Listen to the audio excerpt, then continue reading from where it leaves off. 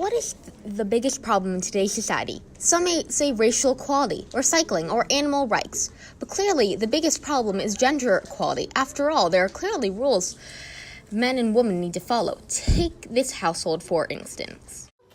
At this young lady, for example, she is appropriately dressed in a fashionable skirt and blouse with shoulders and knees covered, makeup neatly done, and a floral apron to protect her clothing while she cares for the household. Watch as she cares for her child like any wife and mother should, tenderly rocking him back and forth to sleep before she puts him down for a nap.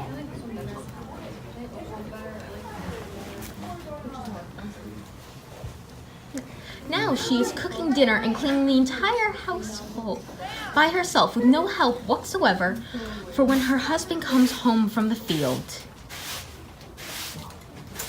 This young lady has done the proper thing with her life.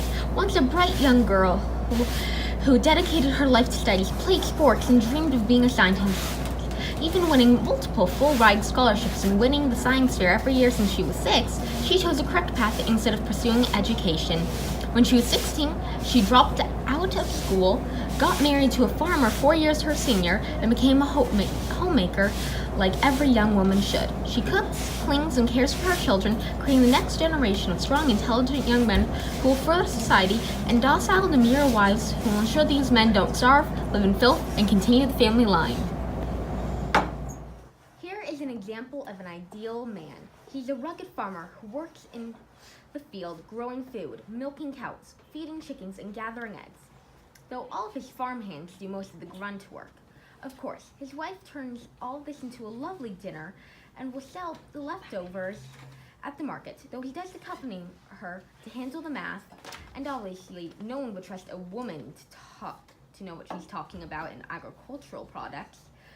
He's strong and silent and isn't afraid to put his wife in her place.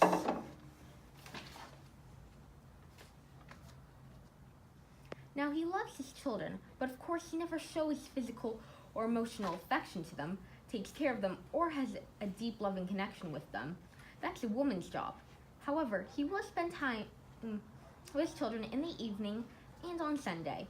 When his son is older, he will take him to work with him to learn how to care for the farm and fishing and hunting for healthy male activities, but it's preposterous that they will ever talk about their feelings. Feelings are for the helpless girls, after all. If he has a daughter, he will have an affectionate relationship with her where she will kiss him goodnight, hug him before she says goodbye, and he will tell her he loves her every now and then, more often than his son, of course, because girls require that affection, and he will choose a proper husband for her and for any boyfriend she has, because he does not like the idea of any man intruding on his property or beloved daughter. Watch as this couple interacts the correct way.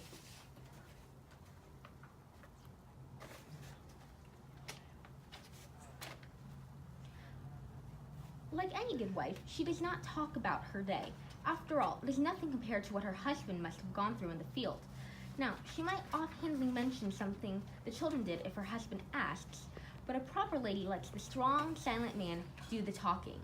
After all, what she has to say means nothing, after all.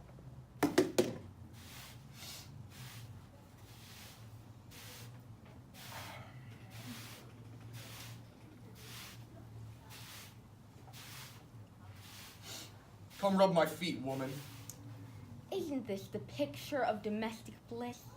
The wife who waits on her husband hand and foot, meekly obeying his every order, taking care of him, their children, an entire household, and the husband who, of course, doesn't lift a finger to help her, but he provides money. Yes, the husband who is a strong provider to afford this lovely lifestyle and contributes food to the entire community with the help of his multiple farm hands. This is what society should be like. The strong, silent man who reveals no emotion or passion, except of course with sexual urges, and the meek, docile wife who obeys his every whim, helpless to her feelings and lacking in logic, though she takes care of an entire household, teaches her children before they go off to school, and helps them with their homework, and needs to use math and science to cook and hard labor to clean. Why would anyone want it any other way?